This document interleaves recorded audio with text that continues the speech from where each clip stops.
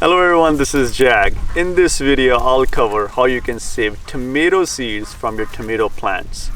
Now, tomatoes can also have cross-pollination, so that's one of the things you need to be concerned about when saving seeds from your tomato plants. If you have other varieties of tomatoes right next to your tomato plants, they can cross-pollinate, and resulting tomatoes might be different than the tomatoes that are on the plant.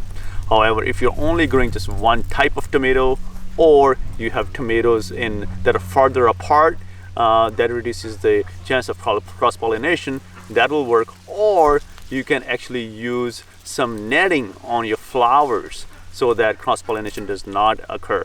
So tomatoes are self-pollinating. All you need to do is just shake up the tomato flower to release pollen, and then the flower will develop into a tomato without the use of any bees or without the use of any other tomato plant. They are self-pollinating. So without any further ado, let's cover 2 ways you can save seeds from your tomato plants. Now the first way to save seeds from tomatoes is very easy. You just let one of the tomatoes just dry up on the tomato vine. And once it dries up, the crust is a little flaky, you can harvest this tomato that's dried up, and you can see all the tomato seeds inside. So let me get some on my hand. As you can see, you don't have to do any additional work. These seeds are already dried up, ready to be stored for next year planting. Now, second way to harvest seeds from the tomato is to harvest a ripe tomato. When a tomato has a little bit give, the skin has a little bit give, and it feels soft to touch, you can harvest a tomato and then save seeds from them. To save the seeds from a ripe tomato, cut that tomato in half. Don't worry about cutting the seeds inside, as there will be a lot of seeds inside the tomato. Pull the tomato apart and you can see the tomato is loaded with seeds. The seeds are inside the tomato in a gelatin-like substance, and we have to get rid of this gelatin-like substance to dry the seeds out so that we can store it for a long period of time. First, scoop out all the seeds, including any of the juices and the gelatin-like substance the seeds are in.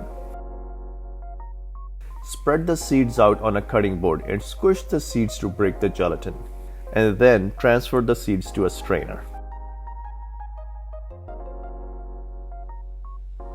Put the strainer under water to remove any of the tomato juices and remove any of the loose gelatin. Squish the seeds in the strainer under water to remove any of the remaining gelatin. Pretty soon the seeds will start to appear clean. Transfer the seeds onto a paper towel and then spread the seeds evenly.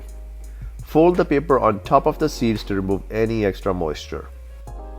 Let the seeds dry for a week and you'll see the seeds have dried very nicely.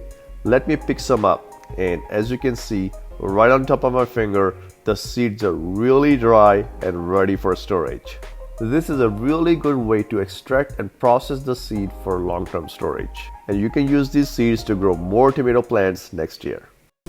I really hope you enjoyed this video, and I hope you can save seeds from your own tomato plants, and I'll see you in another video.